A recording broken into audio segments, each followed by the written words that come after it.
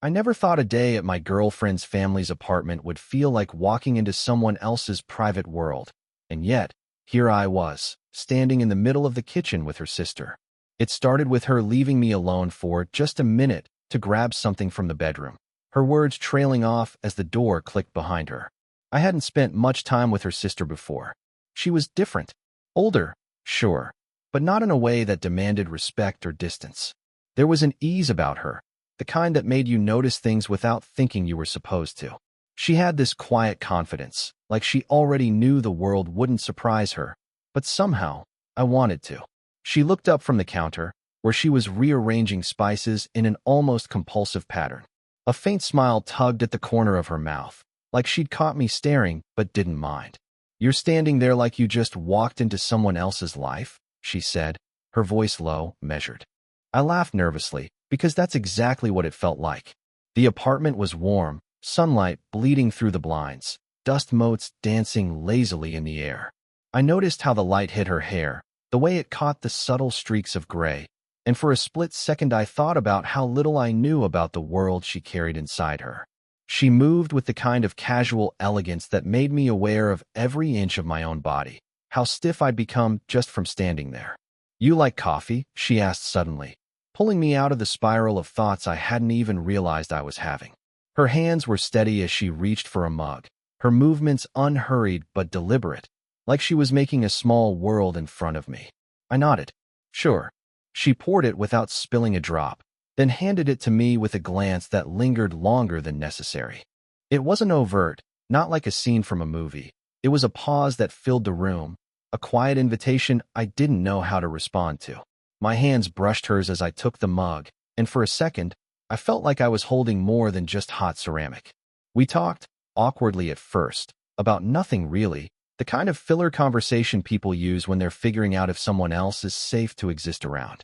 I noticed the way her eyes crinkled when she laughed softly at something I said, and how the corners of her mouth betrayed the calm composure she carried. I wanted to ask a million questions, but the words stuck somewhere between my chest and my throat. And then she paused, mid-sentence, mid-laugh, and looked at me as though she'd just remembered something important, but not urgent. There was a tension in that pause, a hesitation that made the air thicker than it needed to be.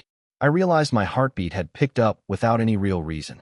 She tilted her head slightly, brushing a loose strand of hair behind her ear, and that tiny gesture made my stomach twist in a way I hadn't expected.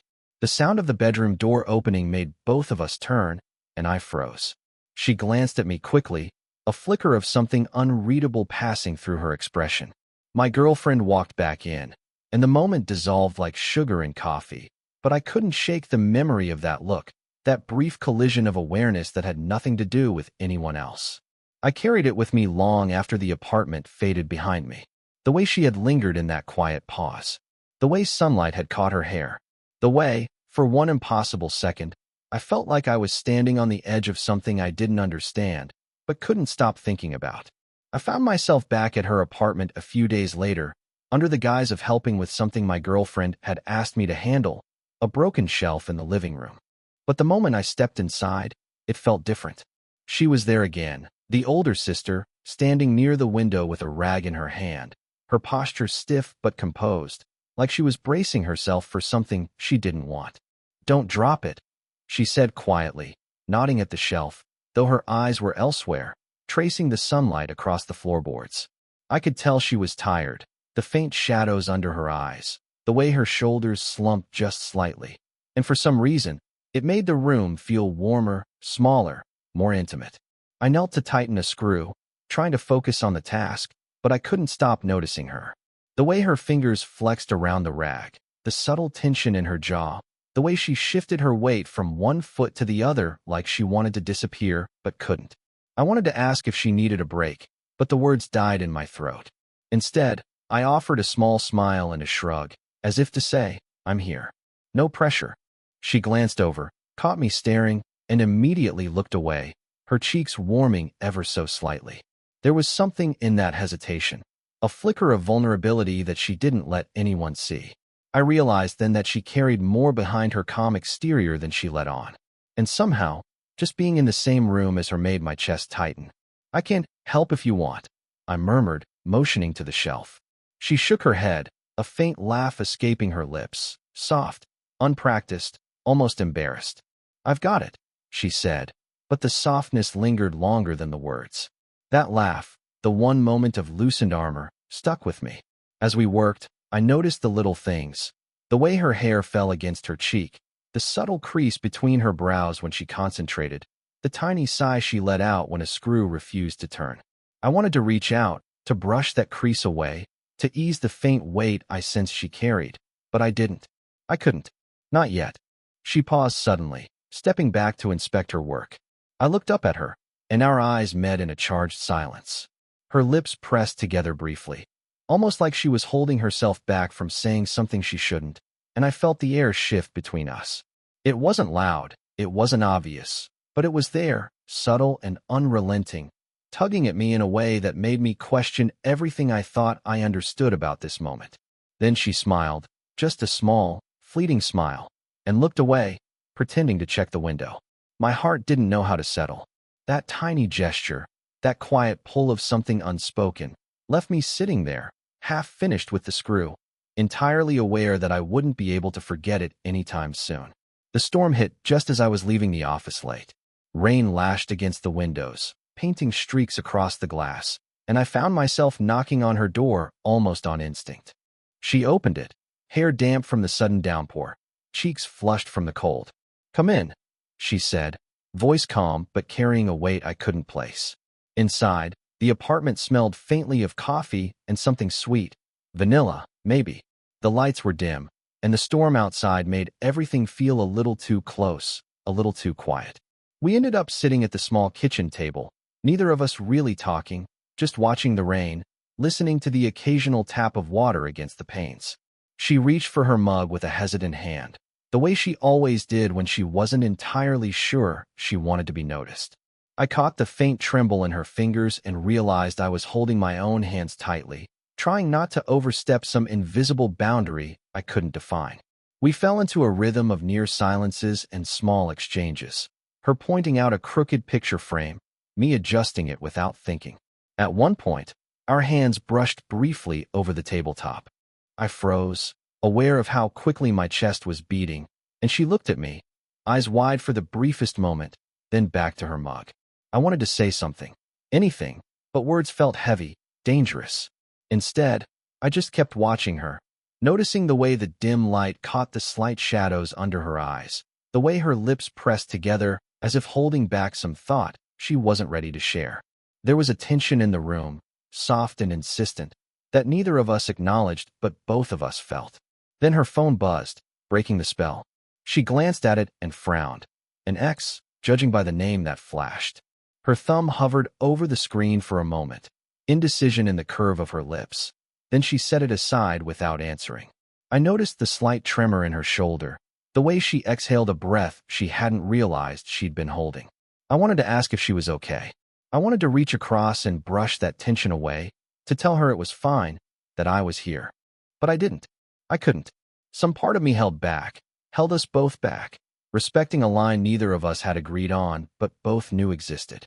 The storm outside roared, the kitchen lights flickered, and for one fleeting second, we were closer than we'd ever been. Her knee brushed mine under the table. Her hand lingered near mine for just a heartbeat. And I wanted to, God, I wanted to, lean in, to close that space between us and say everything without words. But before anything could happen, her friend called. She stepped away to answer, leaving the kitchen chair warm but empty. I sat there, chest tight, listening to the storm, replaying the moment over and over, knowing that whatever had almost happened wasn't gone.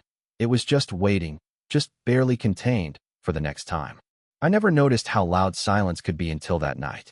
She was sitting across from me at the small kitchen table, the remnants of dinner between us, but neither of us touching our plates. The storm had passed, leaving a sticky, heavy quiet that pressed against the walls and filled the space between us. I don't know what this is anymore, she said finally, voice low, careful, like she was testing it out in the air before letting it land. I blinked. That was all it took. One sentence, stripped of any pretense, and suddenly I was seeing her in a way I hadn't before. Not as my girlfriend's sister, not as someone I was supposed to keep things casual around, but as a person navigating something impossible, messy, and unspoken.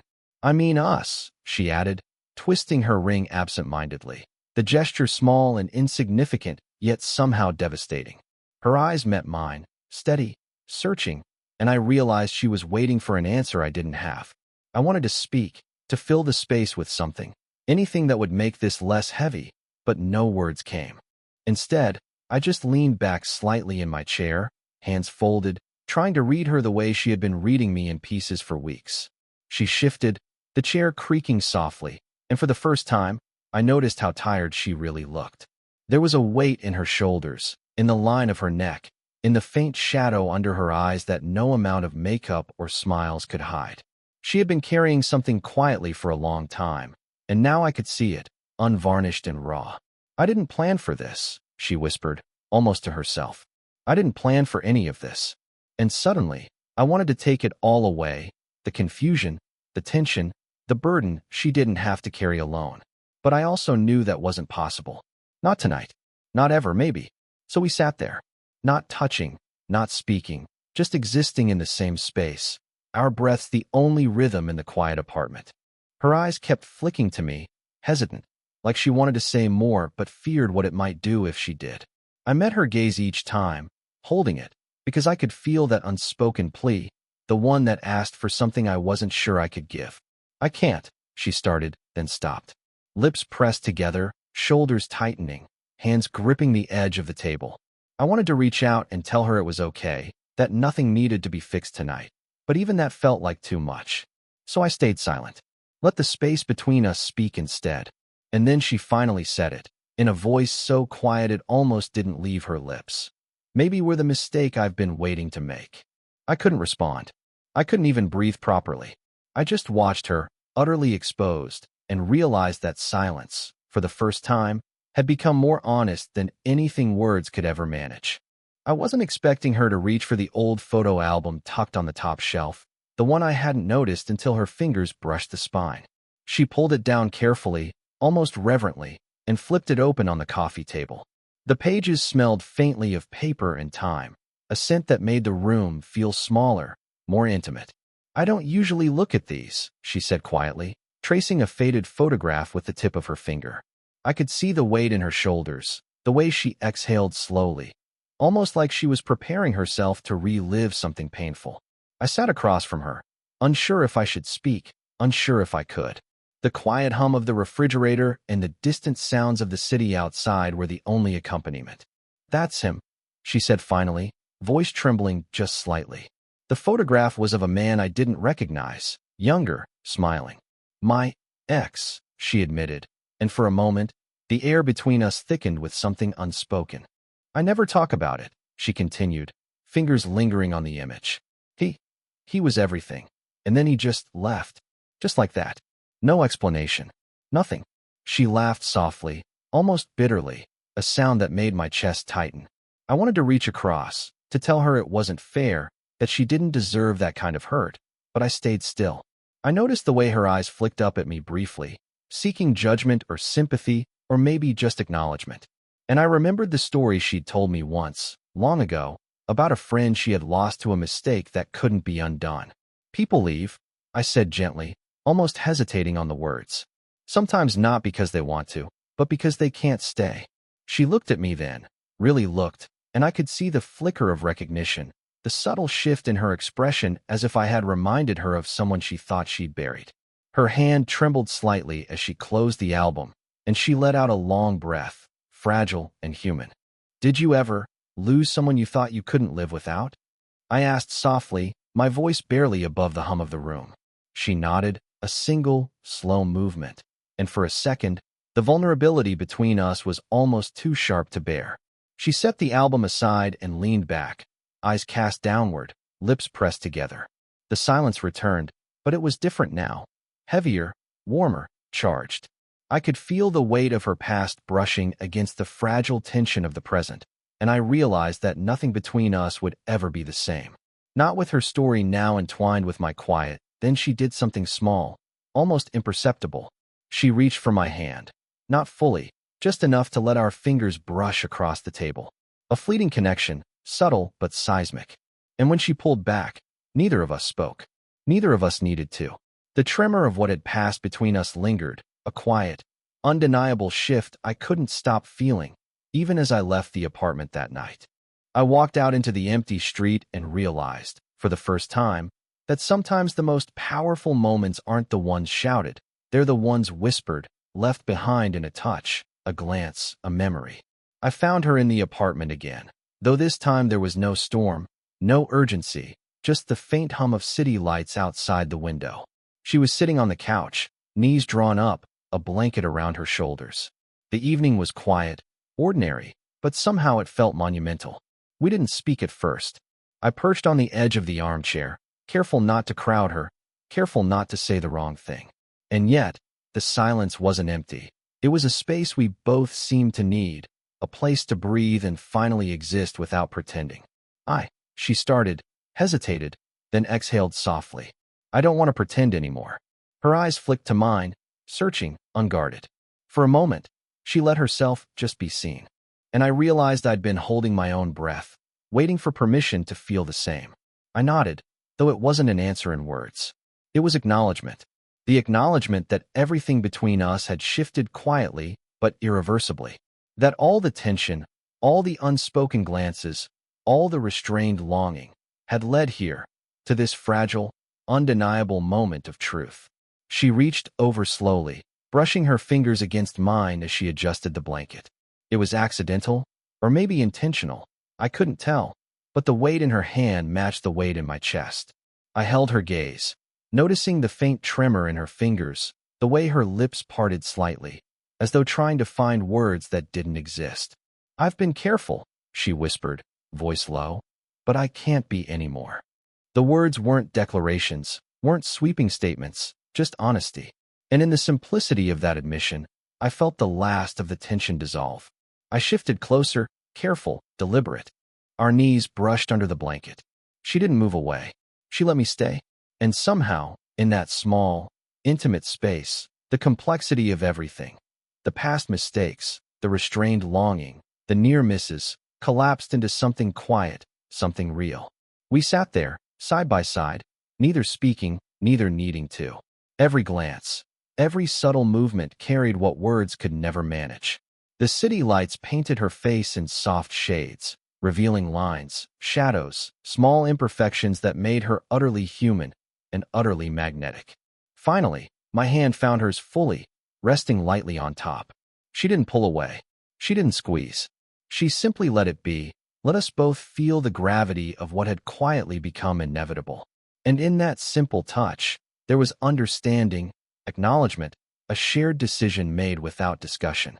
She leaned back slightly, forehead almost brushing mine, and I mirrored the movement without thinking. It wasn't dramatic. It wasn't cinematic. It was just the two of us, finally together in a way that felt earned, fragile, and impossible to undo. I didn't say anything. I didn't need to. The silence between us said enough. It said everything. And for the first time, I realized that love didn't need fireworks or declarations. Sometimes it simply arrived quietly, gently, in a shared space and a hand held just long enough to know it belonged there. Looking back now, I realize how quietly everything changed. The apartment, the kitchen table, even the sunlight through the blinds, they all hold pieces of those weeks that felt like they would never end, and yet somehow did, softly, like a breath released. I'm different now. I notice the small things in people, the way someone's hand lingers on a cup, the way their eyes search for permission to be seen. I carry less fear about unspoken feelings, less hesitation in moments that matter. She's different too, though I'd never say it aloud. She moves with a kind of ease now, softer around me, less guarded. The walls she built aren't gone, but they've shifted, and she lets me glimpse the spaces in between. What we learned, I think, is that love isn't always dramatic or instantaneous. Sometimes it's a series of quiet decisions, small acknowledgments, and moments where you almost say too much but don't. The tension, the pauses, the silences, all of that mattered. It shaped us, made us more aware of what it means to care for someone without rushing them, without demanding anything in return. Even now, I remember the tiny gestures that defined everything. The brush of a hand over mine across a table, the hesitant laugh that revealed vulnerability, the way she leaned slightly toward me without knowing it, as if gravity itself recognized our proximity.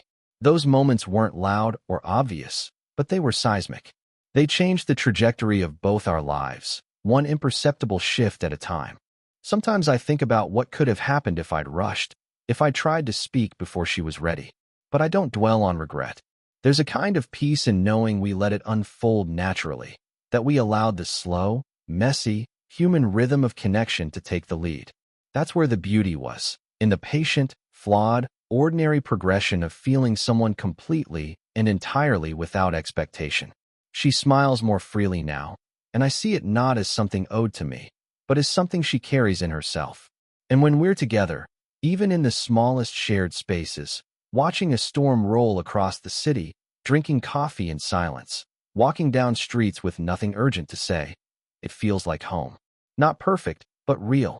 Not dramatic, but ours. And every so often, when I catch her glance or a subtle brush of her fingers against mine, I still feel the pull of those first moments, the tension, the uncertainty, the almost misses. It's a reminder that love isn't about the big gestures. It's about noticing, waiting, and sometimes just holding space for someone without needing more. If this story made you feel something, let me know in the comments. Would you want more stories like this?